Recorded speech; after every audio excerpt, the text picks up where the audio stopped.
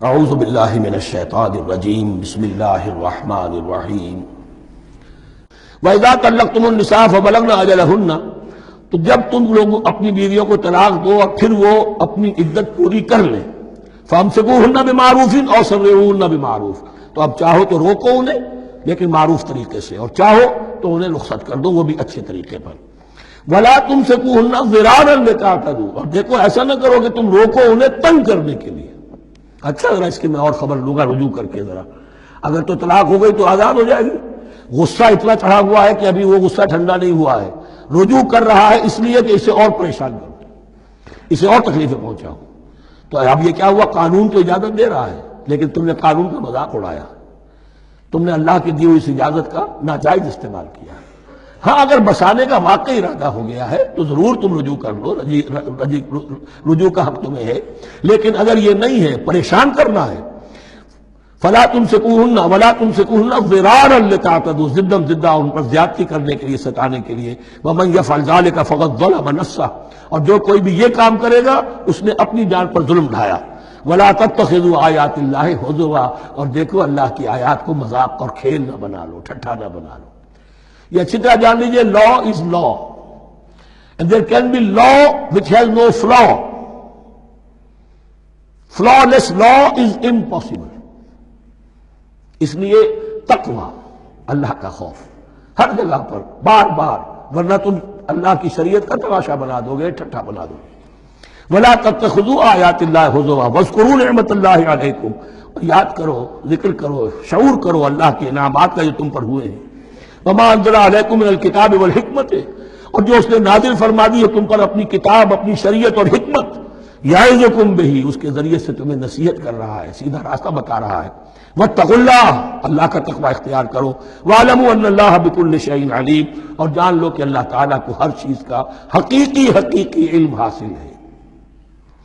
وَإِذَا طَلَّقْتُمُ النِّسَاءَ فَبَلَغْنَ أَجَلَهُنَّ فَلَا تَعْضُلُوهُنَّ أَن يَنكِحْنَ أَزْوَاجَهُنَّ إِذَا تَرَاضَوْا بَيْنَهُم بِالْمَعْرُوفِ، اور جب تم اپنی عورتوں کو طلاق دے دو پھر وہ اپنی عدت پوری کر لیں، تو مت آڑے آؤ اس میں کہ وہ عورتیں پھر نکاح کر لیں اپنے سابق ازواج سے، اذا تراضوا بینہم بالمعروف، جبکہ وہ آپس میں رضامند ہو جائیں بھلے طریقے پر۔ یعنی اگر طلاق مغلظ نہیں ہے، دیکھیے ایک طلاق ہوتی ہے بائن، پہلی طلاق، دوسری طلاق، یہ جب تک عدت ختم نہیں ہوئی طلاق رجعی کہلاتی ہے۔ اس کے دوران شوہر کو رجوع کرنے کا حق ہے۔ عدت پوری ہو گئی، اب یہ بائن ہو گئی، اب شوہر اور بیوی کا جو رشتہ ہے ٹوٹ گیا۔ اب اگر نکاح ہوگا تو دوبارہ ہوگا، اس میں عورت کی مرضی کو دخل ہے۔ عدت کے اندر عورت کی مرضی کو دخل نہیں ہے، لیکن عدت کے بعد اب عورت کو اختیار ہے، اب تو نکاح ثانی ہوگا، سوائے طلاق مغلظ کے۔ تیسری طلاق اگر ہو گئی ہے تو پھر جب تک اس کا نکاح کسی اور سے نہ ہو جائے، وہ بھی طلاق دے دے، تو ان کے درمیان نکاح نہیں ہو سکتا۔ گویا کہ یہ دو طلاقوں کے بعد اگر پھر یہ لوگ جبکہ طلاق بائن ہو چکی ہو، وہی عورت وہی مرد پھر نکاح کرنا چاہیں تو اب تم آڑے مت آؤ۔ ہوتا کیا ہے، عورت کے بھائی ہیں، اب انہیں غصہ چڑھا ہوا، اس بدماش نے یہ کچھ کیا تھا، اس نے تمہیں ایسے ستایا تھا، اس نے یہ کیا تھا، اب تمہیں ہم شادی نہیں کرنے دیں گے اس کے ساتھ۔ نہیں، یہ کام تمہارا نہیں ہے۔ اگر وہ اذا تراضوا بینہم، اگر وہ باہم راضی ہو جائیں تو تم اب ان کے آڑے مت آؤ، بالمعروف۔